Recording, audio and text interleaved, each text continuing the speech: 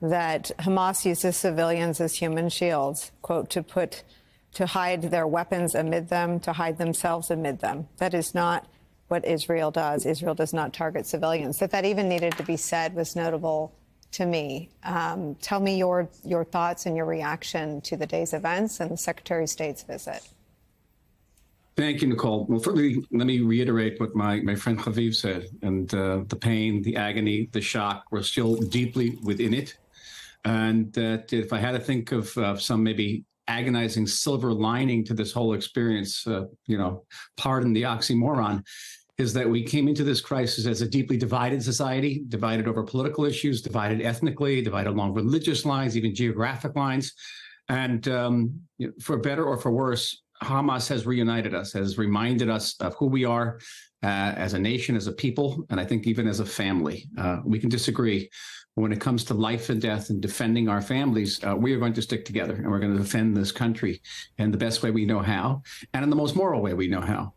As the Air Force is preparing literally the ground for perhaps an infantry and armored incursion into Gaza, the Air Force is dispensing leaflets. We are sending SMS signals. We are using these non-explosive missiles that hit the top of buildings and let the inhabitants of those buildings flee an area of intended combat. So that is crucial. We're going to do the utmost to avoid civilian casualties. But as, again, Secretary Blinken has said, and many other officials said, we are dealing with an enemy that is going to use its population as a human shield, and it's going to use the hostages as human shields, Israeli hostages and American hostages, which is going to be morally, to say nothing of logistically, complex.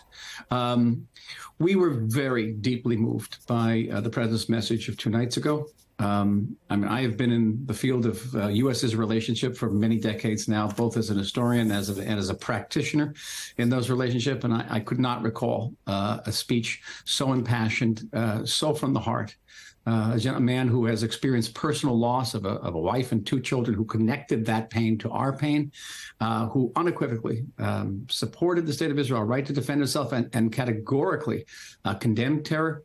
And then, frankly, Nicole, went far beyond what I ever thought a president at this stage in American history was capable of doing. He pledged American power at a time when virtually the only issue that receives bipartisan support in Congress is the opposition to further Middle East military entanglements, right? It's not, that is what we call in Washington a very, very heavy lift, moving naval assets into the Middle East and saying, to Iran, to Hezbollah, don't get involved. That message was extremely important to us. It was reiterated by the Secretary of State today during his visit.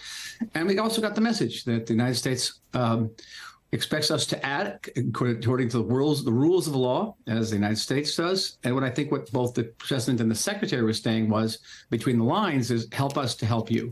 That the more caution you exercise with the civilian population, we'll be able to help you more. Can you, ending Hamas, eliminating Hamas is clearly one of the goals of whatever the response is. But, if you know the leaders that carried out the attack, is it not also to eliminate the leadership of Hamas that may not all be geographically located where everyone is expecting the first moves? Can you speak to what the retaliation will look like and how wide it will range? Well, I think the retaliation that we've already received, we had a preemptive retaliation by Hamas.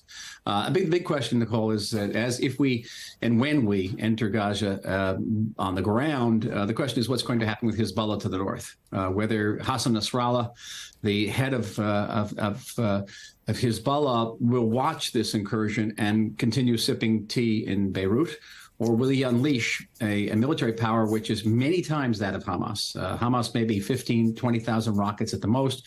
Hezbollah has 150,000 rockets, many of them quite accurate, a great number of them buried under some 200 villages in southern Lebanon. It has a military force which has been fighting in Syria now for a decade, very experienced. Then Israel will be faced with at least a 2-front war. It could be more if there are upheavals in Judea and Samaria, which we call the West Bank, some even upheavals among radical elements of Israel's Arab population. Israel is geared for a haul, but it's going to be tremendously challenging for us and costly.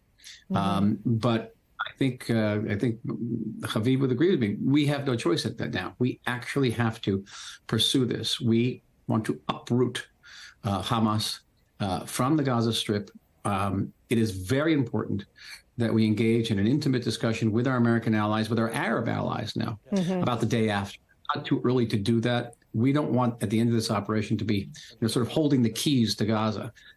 We would need an international effort to rebuild the Strip, to develop the Strip, to promote an alternative leadership, a peaceful leadership for Gaza. Gaza has tremendous potential, agricultural. It could be, as we say, the Riviera of the Mediterranean, but not under the leadership of a Hamas terrorist organization. Haviv and Michael, I know both of you care the most about the people and the victims and their surviving family members, and that's been the focus of my friend and colleague Ali Velshie's extraordinary reporting since he's been on the ground. Ali.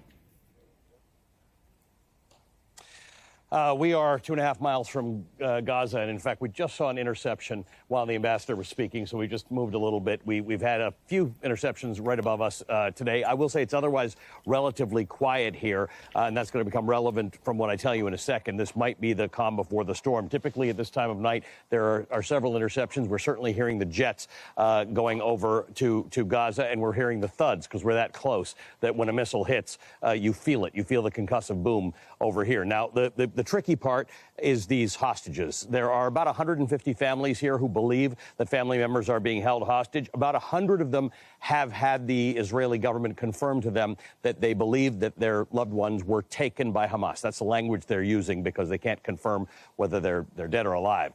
One of those people is one of those women who is believed to have been taken is Vivian Silver. She's 74 years old. She's a Canadian, and she's been living for decades on a kibbutz on the border of Gaza. She is a peace activist and a reconciliation activist. She works with Palestinian women. Healthcare is a problem. There are certain kinds of healthcare you can't get in Gaza, so people have to come across and get healthcare in Israel, and she will pick them up at the border and take them for that healthcare. She's been taken, her family believes, by Hamas. I spoke to her son today, Yonatan, and asked him to sort of describe what his mother was about. She was obsessed with peace. Violence was always wrong in her mind. So she would say now, even though our whole communities are wiped out, she would say we don't need more dead babies. We need to stop the violence now. I call on everybody, on the Israeli government, on Hamas, and Canada, everybody, to put pressure on both sides to negotiate and to get the captives out.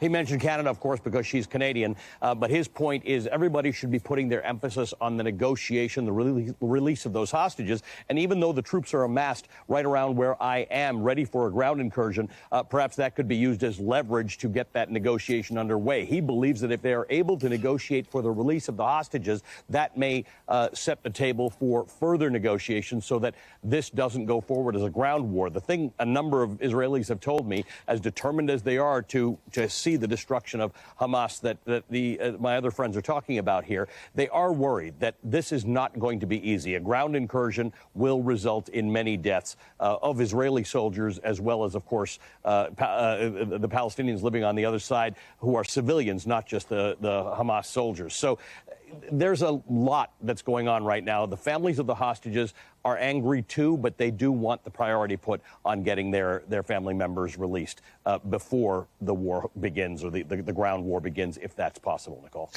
Ali, do they feel like the line and the access to information from the government, both about what is known about their loved ones who've been taken hostage and about what is planned militarily, that may impact where their loved ones are taken, do they feel like the lines of communication are open?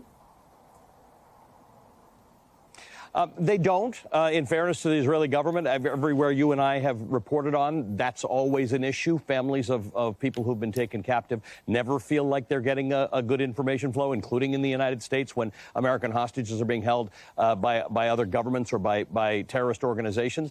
That said, there has been criticism, and the IDF has acknowledged that a lot of things went wrong in the last few days. There was a massive intelligence failure that allowed this to happen. There was a slow military response on some of these kibbutzim around Gaza, and the military, in many cases, we've had interviews with senior military people who have said, yeah, something's wrong, and we're going to have to look at that very closely. For the moment, however, the government is conveying the message that a ground incursion is imminent. And by the way, they don't have to convey it. All you have to do is be around us and see it. They're ready to go in. You've seen Richard Engels reporting. The question is, there hasn't been an active discussion with the families about what does this incursion, this invasion of Gaza, this ground war in Gaza mean as it relates to your family members who are held hostage. That doesn't mean they're not thinking about it, but that's not an ongoing dialogue between the families and the government or the military right now, Nicole.